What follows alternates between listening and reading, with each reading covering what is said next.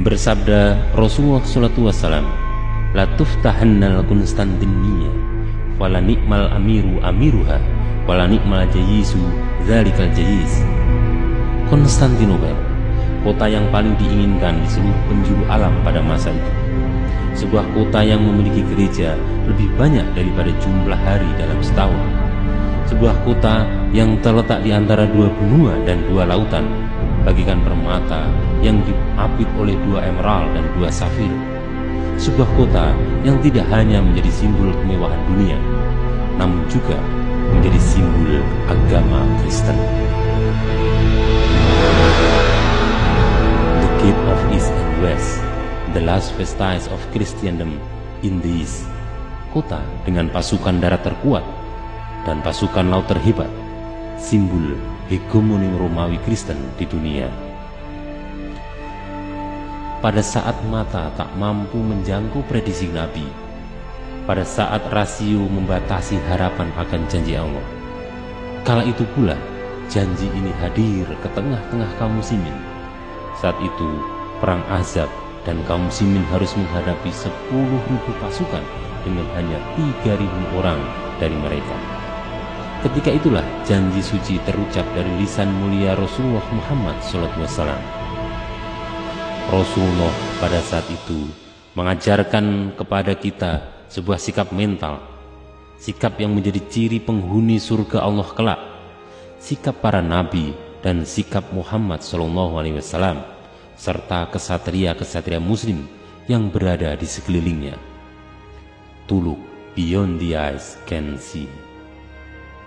Penaklukan Konstantinopel sejak saat itu menjadi mimpi kaum muslimin yang baru saja mulai membangun peradaban. Jatuh bangun kaum muslimin di depan tembok kokohnya. Sejak pertama Yazid bin Muawiyah berdiri di depan temboknya pada 674, sampai Murad kedua menghantamnya dengan segenap kekuatan, kota itu tak bergeming, angkuh, kokoh, tak tertaklukkan. Sampai pada suatu saat hadir seorang yang kelak akan disematkan gelar Panglima terbaik, muda yang mendapatkan tarbiyah nabawiyah di bawah bimbingan ulama-ulama terbaik, pemuda yang ditanamkan pada benaknya semenjak kecil bahwa kelak dia adalah penakluk Konstantinopel.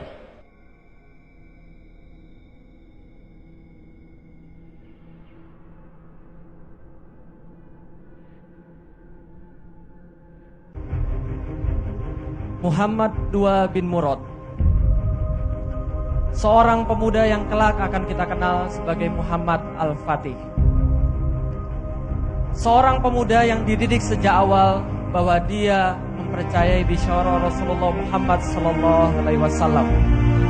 Seorang pemuda yang kelak akan disematkan sebagai penakluk yang terbaik.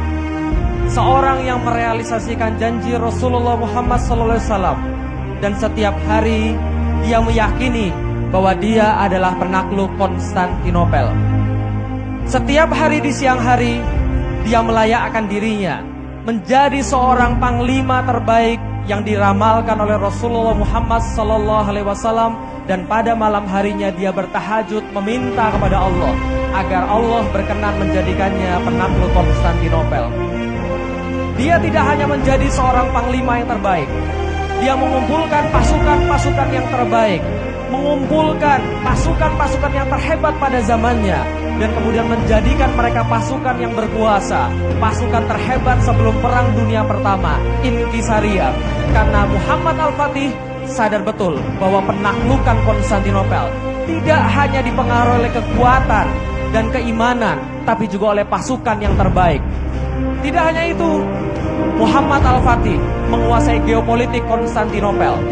Dia membangun 2 benteng yang kemudian menjaga Selat Bosforus agar tercekat di tengah, memotong Selat Bosforus sehingga Konstantinopel kehilangan seluruh logistiknya. Kemudian dia membangun juga segala macam yang diperlukan, dan kita bisa lihat bahwa orang-orang yang serius berbeda dari orang-orang yang tidak serius dari segi cara kerja dan keseriusan-keseriusan yang lain. Ini adalah benteng yang dibuat oleh Muhammad II bin Murad dan benteng ini seluas 30.000 meter persegi dan semuanya terjadi hanya dalam waktu 4 bulan. Kita bisa bandingkan Bapak Ibu sekalian, bagaimana pekerjaan orang-orang yang serius. Kemudian dia memiliki satu halangan, sebuah tembok yang terbentang 7,5 kilometer. Sebuah legenda yang bertahan selama 1123 tahun tidak tertaklukkan. Sebuah batas antara impian dan kenyataan bagi kaum muslim dan batas antara bisyarah Rasulullah Muhammad SAW. Untuk itulah Muhammad Al-Fatih membuat suatu meriam yang kelak akan menaklukkan Konstantinopel. Dia kerahkan konstruksi perang. Dia kerahkan seluruh pasukan-pasukan untuk mengadakan sesuatu yang tidak pernah terjadi sebelumnya, menyiapkan penaklukan Konstantinopel. Maka pada tanggal 6 April, Muhammad Al-Fatih membariskan 250.000 pasukan menuju tembok Konstantinopel. Dan pada hari yang sama, kaum muslim menunjukkan kepada dunia barat bahwa inilah mereka. Sebuah pasukan terbentang luas di depan tembok Konstantinopel. Dan pada hari yang sama, bertepatan dengan hari Jumat, Muhammad Al-Fatih memimpin sholat Jumat bersama. Kemudian menembakkan meriam pertama kali untuk memulai kepungan yang pertama. Ketika saat itu, orang-orang Konstantinopel baru sadar bahwa mereka dikepung. Muhammad Al-Fatih mengerahkan segala cara, mengerahkan seluruh kekuatan, mengepung Konstantinopel dari daratan maupun dari lautan. Namun tidak satu pun dari mereka yang berhasil menembus pertahanan Konstantinopel. Tampaknya dinding Konstantinopel masih terlalu angkuh bagi kaum muslimin. Maka saat itulah mayat-mayat berjatuhan. Kaum muslim kehilangan orang-orang terbaiknya. Dan pada saat itulah Bapak Ibu sekalian muncul suara-suara sumbang. Maka Muhammad Al-Fatih mengadakan sebuah rapat pada pasukan-pasukannya. Apakah mereka akan terus berperang ataukah tidak? Ada seseorang yang mengatakan pada Muhammad Al-Fatih, sudahlah, lebih baik kita pulang sajalah. Wahai Sultan, engkau telah mengakibatkan kerugian besar pada kaum muslimin. Engkau menewaskan banyak pasukan kita. Seandainya engkau tidak membawa pasukan ke sini, tentulah kita tidak mengalami kerugian seperti ini.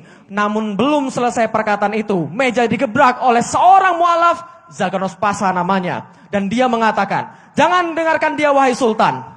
Sesungguhnya kita datang kemari, tidak ada harapan bahwa kita akan kembali, melainkan mati syahid dan berdiri di hadapan Allah sebagai seorang gozi, sebagai seorang petarung Allah. Dan seandainya mereka membicarakan tentang kekuatan pasukan, ketahuilah bahwa Alexander Agung datang dari barat menuju ke timur, membawa setengah pasukan daripada jumlah kita yang sekarang, dan menaklukkan sebagian besar timur dengan setengah pasukan daripada kita. Kita membawa 2 kali lipat pasukan, dan saya tidak akan terima bahwa pasukan kita kalah di balik benteng-benteng dan timbunan batu-batu ini.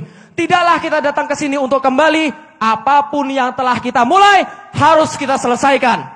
Maka keputusan dibuat bahwa perang akan diteruskan. Lalu Al-Fatih bertanya pada seluruh pasukannya, ketika kita sampai sekarang tidak bisa menembus tembok Konstantinopel, maka apa lagi harus kita lakukan? Maka seluruh pasukan bersepakat, kita tidak bisa menembus tembok Konstantinopel karena ada sebuah rantai raksasa yang menghalangi antara kita dan Teluk Tanduk.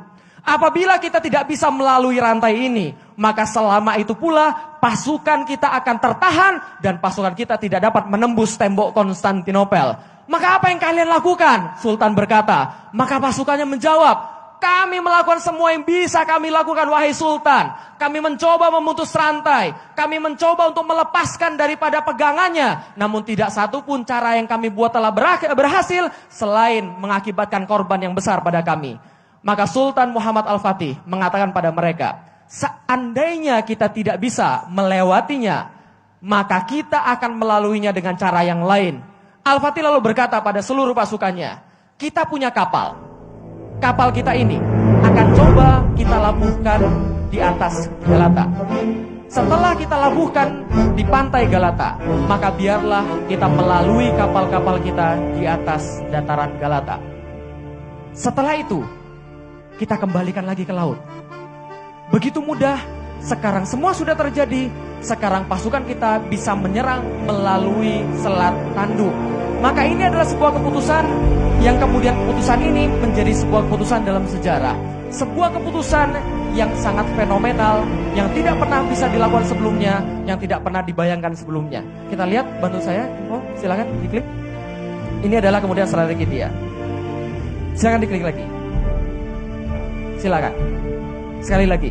Kemudian pasukan bertanya, "Wahai Sultan, apakah engkau lupa bahwa ini adalah sebuah bukit?" Maka Sultan berkata, "Iya, saya tahu itu sebuah bukit. Namun ketika engkau tidak dapat melalui itu dan tidak menyangka akan melalui itu, tidak pula satupun orang Konstantinopel." Lanjutkan.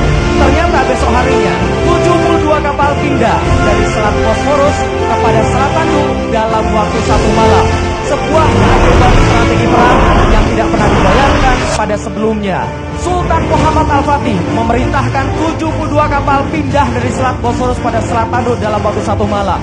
22 April 1453, seluruh penduduk Konstantinopel merasa kaget akan takbir dari atas Bukit Galata. Mereka berlari ke arah menara yang paling tinggi, menaiki menara itu kemudian melihat ke arah Bukit Galata. Yang mereka saksikan pada saat itu adalah sebuah horor. Bendera La ilaha illallah Muhammadur Rasulullah berkibar dengan megah di atas Bukit Galata.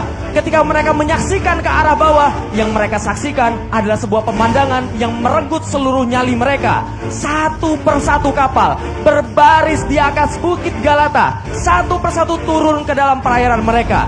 Mereka berkata pada yang lain, berharap ini adalah seolah sebuah mimpi, namun mereka tidak bisa keluar dari mimpi buruk mereka. Pada saat itu mereka mengatakan, Konstantinopel is over. Konstantinopel sudah tamat. Peperangan dilanjutkan dari tanggal 20 April 1453 hingga tanggal 27 Mei 1453. Namun kaum muslimin terus mengelatkan serangan-serangan mereka. Seluruh tipu daya dilakukan, segala macam inovasi perang dilakukan. Maka pada tanggal 27 Sultan merasa bahwa serangannya sudah akan berhasil. Maka dia berkata pada seluruh pasukannya, berhenti berperang. Pada tanggal ini saya inginkan kalian berhenti semua berperang. Dan pada esok hari berpuasalah, memintalah pada Allah, khusyuklah dalam membaca Al-Quran, minta pertolongan Anda pada Allah, karena yang bisa memenangkan kita hanyalah Allah Subhanahu wa Ta'ala. Maka pada tanggal 28 Mei 1453, seluruh pasukan diliputi oleh suasana syahdu, berpuasa, melantunkan ayat suci Al-Quran, mensucikan jiwa mereka, mengharapkan bantuan Allah pada esok harinya. Dan pada waktu buka, mereka berbuka dengan sangat khusyuk, melanjutkan dengan ibadah-ibadah nafilah. Hingga siang sampai malam hari, mereka menyibukkan diri dengan beribadah pada Allah. Jam 1 dini hari, tanggal 29 Mei 1453, Sultan mengumpulkan mereka semua. Kemudian berkhutbah pada mereka dengan sebuah khutbah yang sampai sekarang masih kita kenal. Sebuah khutbah yang sangat diingat oleh para kaum muslimin. Seandainya penaklukan kota Konstantinopel sukses, maka sabda Rasul telah menjadi kenyataan. Dan salah satu mujizatnya telah terbukti. Maka kita akan mendapatkan apa yang telah menjadi janji daripada hadis ini, yaitu kemuliaan dan penghargaan. Untuk itu, sampaikan pada setiap pasukan bahwa kemenangan besar yang akan kita capai akan menambah ketinggian dan kemuliaan Islam. Oleh karena itu, jangan sampai ada satu pun di antara kaum muslimin yang melanggar syarat Islam yang mulia. Karena Al-Fatih sadar betul bahwa kemenangan mereka bukan diakibatkan oleh kekuatan dan strategi perang mereka, tapi oleh izin dan pertolongan Allah. Dan pada saat itu seluruh pasukan dikerahkan, seluruh pasukan diperintahkan untuk menyerbu tembok. Pasukan-pasukan pemanah dikerahkan, memberikan serangan yang terakhir. Seluruh pasukan-pasukan mengeluarkan kekuatan mereka. Dan sebelum kemudian matahari bersinar dari sebelah timur, the rest is history. Semua sudah selesai. Muhammad Al-Fatih masuk ke kota Konstantinopel dan mengucapkan, Alhamdulillah, semoga Allah merahmati para syuhada, memberikan kemuliaan pada mujahidin, serta kebanggaan dan syukur buat rakyatku. Takbir! Allahu Akbar! Sebuah hal yang bagi kita adalah sebuah dongeng, namun menjadi sebuah kenyataan di tangan orang-orang yang percaya akan janji Allah. Bagi seorang muslim, tidak masalah berapa lama mereka harus berjuang. Tidak ada masalah berapa banyak harus mereka keluarkan. Karena permasalahannya bukan terletak pada berapa banyak dan berapa lama mereka berjuang, tapi seberapa besar mereka percaya pada keyakinannya atas bisyarah Rasulullah Muhammad SAW. Allahu Akbar. Bapak Ibu sekalian, bisyarah yang diyakini oleh kaum muslimin, diperjuangkan 54 hari perang, 825 tahun penantian. Semenjak keluar dari lisan Rasulullah Muhammad SAW, la tuftahanal Konstantinia, fala ni'mal amiru abiruha, fala ni'mal jaisu zalikal jais. Saat itu tidak ada satupun muslim yang berhenti percaya bahwa mereka akan menaklukkan Konstantinopel. Hari demi hari, tahun demi tahun, generasi berganti generasi, mereka selalu menyetorkan darah mereka, harta mereka menuju sebuah kota yang dijanjikan hanya karena ada satu jaminan dari Rasulullah bahwa itu akan takluk di tangan mereka. Mereka berebut akan kemuliaan itu. Mereka menginginkan menjadi bagian daripada kemuliaan itu. Maka bagi kaum muslimin, Konstantinopel tidak takluk pada 1453. Tapi bagi kaum muslimin, sejatinya Konstantinopel telah takluk ketika Rasulullah berucap, La tuftahanal Konstantinia. Maka bagi kaum muslimin, tidak peduli Bapak Ibu sekalian, berapa banyak orang mengatakan tidak bisa. Mereka tidak peduli berapa banyak orang mengatakan tidak. Apabila Rasulullah berkata iya, it's enough. Itu cukup Bapak Ibu sekalian. Takbir! Allahu Akbar. Dan ini ada di depan mata kita. Bisyarah Rasulullah SAW telah memotivasi, menginspirasi seorang Muhammad Al-Fatih menaklukkan Konstantinopel. Pada saat itu usianya belum 21 tahun.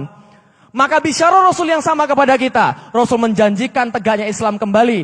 Takunu nubuwatu fikum masyaallah antakun summa yarfa'u isya'ir fa'aha summa takunu khilafatun ala min haji nubuwah fatakunu masyaallah antakun summa yarfa'u isya'allah ayarfa'aha summa takunu mulkan adon fatakunu masyaallah antakun summa yarfa'u isya'allah ayarfa'aha summa takunu mulkan jabariyah fatakunu masyaallah antakun summa yarfa'uha idasya'a ayarfa'aha summa takunu khilafatan ala min haji nubuwah. Takbir! Allahu Akbar. Sebuah janji Rasulullah yang sekarang disajikan kepada kita. Bapak Ibu sekalian, tidak peduli berapa lama kita berjuang, tidak peduli berapa banyak yang kita keluarkan, jika Allah mau, Allah akan mengganti orang-orang yang lebih baik daripada kita. Allah akan ganti kita dengan orang-orang yang lebih banyak berinfak di jalan Allah. Allah akan ganti kita dengan orang-orang yang lebih mencintai Allah, dan Allah pun lebih mencintai mereka. Pertanyaan kita sekarang, apakah kita tidak mau mendapatkan kemuliaan ini? Takbir! Allahu Akbar.